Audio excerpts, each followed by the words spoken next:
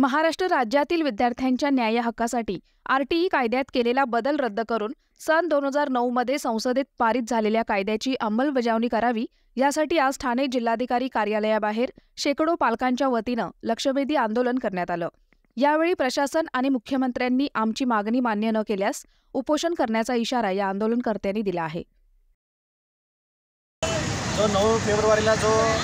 महाराष्ट्र सरकारने जो पंजाब आणि कर्नाटकच्या धर्तीवर जो आरटीईमध्ये जो बदल केला, तो बदल त्यांनी रद्द करावा आणि 2009 मध्ये संसदेमध्ये पारित झालेला जो कायदा आहे, राईट टू एज्युकेशन कायद्याच्या प्रमाणे गरिबांच्या मुलांना खाजगी शाळांमध्ये शिक्षण मिळायला हवं, त्याच कायद्याची अंमलबजावणी त्यांनी करावी। यासाठी आम्ही धडाकेबाज युवा पक्षांच्या माध्यमातून 16 तारखेला मुख्यमंत्री साहेब तसेच जिल्हाधिकारी साहेब सर्वांना निवेदन दिले होते। तरी देखील